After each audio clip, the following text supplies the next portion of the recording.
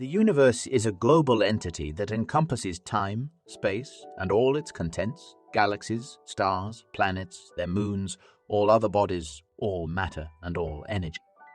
This vast and remarkable entity was once born. Like all good things, the universe also has its end. Hello, dear friends. In today's video, you will learn about how our universe will die. We will briefly recall the life of the cosmos from the moment of the Big Bang, contemplate what will happen in the future to the solar system, and also examine theories about how the universe will conclude its existence. Before the beginning of this video, we would like to ask you to subscribe to the channel and click on the bell icon to be the first to see our new intriguing videos about the mysteries of the universe. The prevailing theory of the birth of the universe in modern science is the Big Bang. Approximately 13.8 billion years ago, all matter was in a single point of zero size with infinite density and temperature. Then the expansion began. Few of the subsequent processes are within the scope of a complete understanding of modern physics science. In the initial moments, elementary particles were formed from which protons and neutrons were subsequently created, which in turn formed the nuclei of light isotopes. After 70,000 years from the initial point, matter begins to dominate over radiation. Approximately 300,000 years later, electrons and nuclei first formed neutral atoms. The very first stars formed about 550 million years after the Big Bang. They gathered into galaxies, which formed clusters. 9 billion years after the Big Bang, from a single gas dust cloud, the formation of what would later become the solar system began. The cloud fragment compressed into a sphere at the center. Its surrounding parts also compressed and spun faster, forming a distinctive disk. Our star ignited from the sphere while planets formed in the cold regions within the matter's condensations. Today, we have a blue Earth with oceans, life, and free data transmission networks. Our comfortable way of life will exist for a long time, but only by human standards. What will happen next? In about 2.4 billion years from the present moment, the Milky Way and the Andromeda Galaxy will collide. From Earth, there will be no one to witness this. Life on our planet will become extinct in approximately 1 billion years. The sun will provide too much heat, causing the oceans to evaporate. Several billion years later, the sun will already be a red giant, having long depleted its reserves of hydrogen fuel. It will expand about 250 times its size. Some studies suggest that before collapsing into a white dwarf, the sun will still engulf the Earth as its orbit descends below. However, this is inconsequential because in 7.6 billion years, when this occurs, there will be nothing alive on our planet. Ultimately, our star will turn into a black dwarf. Billions of years later, the gravity of other stars will take away the remaining planets. The solar system will cease to exist. However, there's no need to worry about Earth's demise in the next few hundred million years. The solar system is stable. Present-day humanity faces real challenges that threaten a significant decline in the quality of life, from global warming to a thermonuclear war capable of destroying our civilization much earlier than the projected term. Perhaps our descendants will alter the Earth's orbit or altogether move away from it. Perhaps the Earth will survive this process without additional help. But what problems will confront the post-humanity that leaves the cradle of civilization?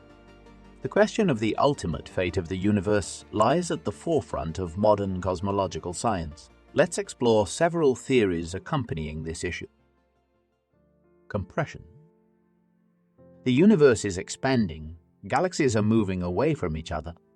Perhaps the speed of expansion might slow down, reach a standstill, and then reverse. The universe might start contracting, gradually collapsing into black holes, and these black holes will merge into one. This hypothesis is known as the Big Crunch. According to Hubble's law, the expansion of the universe depends on its density. If the density is below critical, the universe will continue to increase in size and cool down. However, if the density is higher, a reverse process will commence. The universe will start to compress. The collapse will differ from the initial expansion. Massive galaxy clusters will come together and entire galaxies will start merging. At some point, stars will come so close to each other that frequent collisions will occur. Stars won't be able to dissipate the heat they generate and will start exploding, leaving behind hot, non-uniform gas.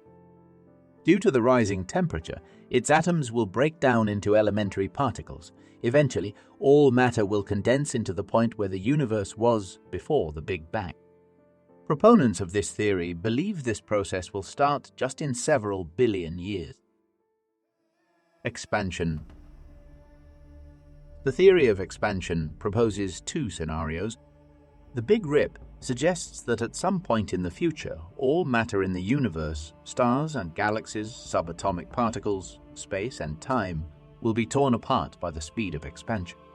The scenario of this death states that 60 million years before the finale, the Milky Way will disintegrate. In 3 months, the solar system will collapse, and half an hour before the Big Rip, Earth or a similar planet will be destroyed, with atoms starting to break apart within 1 nanosecond. According to the hypothesis, all this will occur only 22 billion years after the Sun becomes a white dwarf. However, the most popular theory remains the eternal expansion and its consequent heat death of the universe. This theory presumes interaction with unimaginably large numbers. Hence, at some point, we will transition to 10 in the power of years. Over billions of years, stars will burn out. From their remnants, white dwarfs, neutron stars, and black holes will be born. In 150 billion years from the current moment, given the same acceleration of galaxies moving apart, all galaxies outside the local group will exit the cosmological horizon. Events nearby won't impact those in distant galaxies, and vice versa. When observing a distant galaxy, time will slow down and eventually just stop. In other words, in 150 billion years, an observer in the local group will never see events in distant galaxies. It won't be possible to travel to them or have any forms of communication. In 800 billion years, the brightness of galaxies will significantly decrease. Aging stars will emit less light, red dwarfs will fade into white. In 2 trillion years from the current moment, due to redshift, it will be impossible to detect distant galaxies in any way. Even the wavelength of their gamma rays will be longer than the observed universe's size. In 100 trillion years, star formation will cease, and only the remnants of stars will faintly shine in space. After the last star extinguishes, occasional flashes from the mergers of 2 white dwarfs will illuminate the universe. Planets will either fall onto the remnants of their former stars or move towards other bodies. In 10 to the power of 20 years, the remnants of stars and planets will leave their galaxies, and some will fall into supermassive black holes. In 10 to the power of 40 years, there will be nothing left in the universe except black holes, which will exist for an immensely long time, but eventually will also disappear. After that, there will be nothing. Complete darkness and cold will prevail. All these hypotheses are based on the current conditions of a simple equation for dark energy. As the name suggests, little is known about this type of energy. If the inflationary model of the universe is accurate, then other forms of dark energy existed in the early moments after the Big Bang. Perhaps the equation for it will change.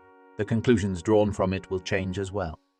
It's hard to predict what we will learn about dark energy, especially considering it only gained development at the end of the last century.